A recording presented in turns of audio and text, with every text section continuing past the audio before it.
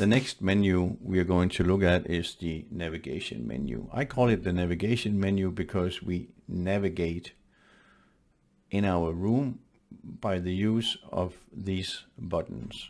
We also use the mouse, as I explained earlier, that we can zoom in and zoom out with the mouse. But with these buttons here in the navigation menu, we can change the view of what we're seeing. As you can see now, the 3D view is highlighted. But we also has a floor view. And by clicking this button, we will see our room from the top. Let's try to go back to the 3D view. This one is also a 3D view, but it's a line view, meaning that your computer is not using any real power to generate nice visuals of the cabinets. You can clearly see the difference. Personally, I don't use this one very much.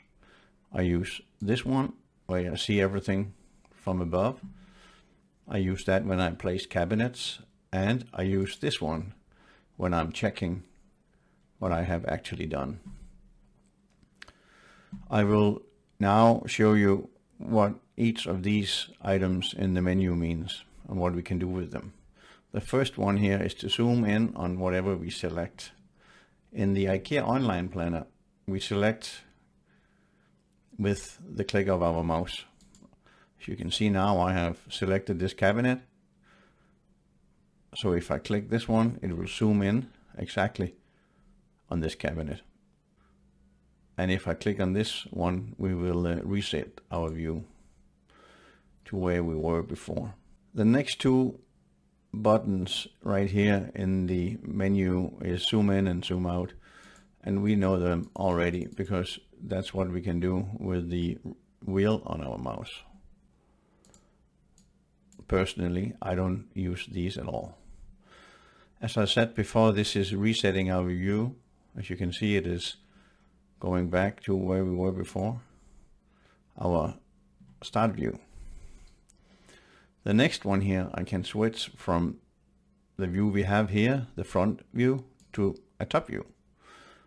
But as you will see, it is still in 3D, not like this one where we have more schematic view, right?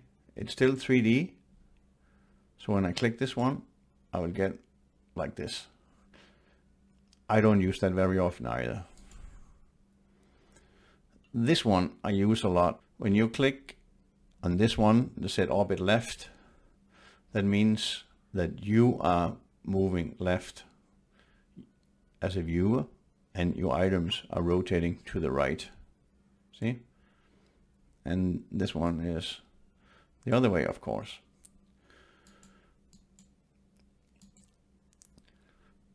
This one will tilt up and down, which can be very helpful when you want to view your whole room. So you can spin it and then you can get a look from above and you can zoom out to see everything. So when I navigate around a kitchen I have created, I use these a lot. The spinning and the tilting and the zooming. And this one as well, because this one always go back to a single cabinet which I select. You see, if I select this one instead, it will just go a bit to the left, to the right. These four items in the menu will change slightly if you're looking at the floor view. See? Because now we cannot spin it and we cannot tilt it. But what we can do is we can move it to the left or to the right. And again, just as before, panning left means you are going to the left. Pan right is we are moving. You know, our viewing angle is moved to the right. And the same goes for up. That means this one comes down because we're going up. Can be a little confusing, but you'll get used to it.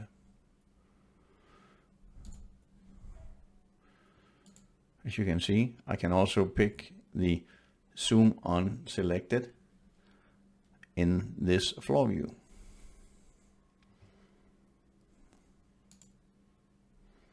The next button here is move and rotate in confined spaces.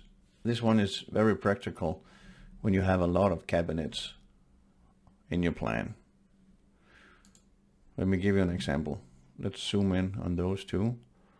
So I will, see, it's confused. If I click this one, without clicking this one, let's say I select this one and I want to move it, I cannot move it further than the wall, and I cannot move it further than this cabinet. This is a physical restriction. If I select this one and I click this one, now I can move it wherever I want. And then you can say, how can that be interesting? When do I need this? Because I'm not moving a cabinet outside the room anyway, and I'm certainly not having two cabinets sitting on the same spot in the kitchen. That's true. When you select a cabinet and you click this one, you cancel the physical boundaries around this cabinet. So you can literally push it through everything. It's not really useful if you only have two cabinets. If you have a lot of cabinets sitting next to a corner cabinet and you want to move that corner cabinet or put another corner cabinet in there, then the planner will not allow you to put something in that corner, right? It's obstructing you because it's saying there's a cabinet already. Let me give you an example.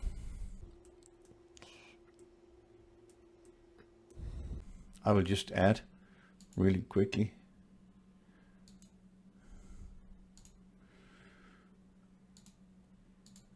a cabinet, a corner cabinet. There we go.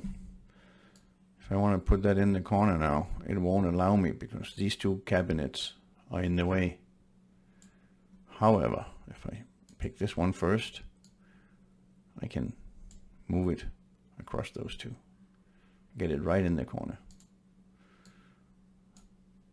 And then I can line these two up. So the corner is sitting there. So this one is very useful for this. The next one here, open item. Very useful if you want to see what's inside the cabinet. Let's open this one. So you select a cabinet, say open item. Door opens up and you can see now we got shelves sitting on the inside. I can close again. If you have not selected any cabinet, for instance by selecting the wall, and you say open, all of them will open and all of them will close.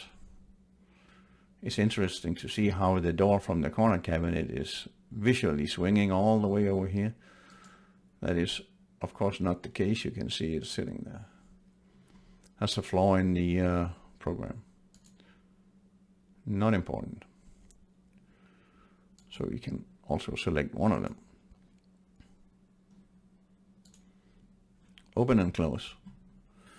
The last one you can recognize, that's the delete button. So if you want to delete a cabinet, we can remove our corner cabinet again.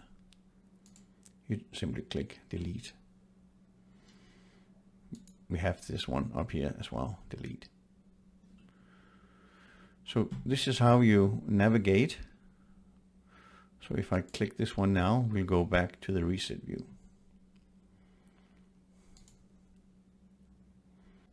One thing I didn't mention before is that when we have selected the floor view, this little ruler comes up.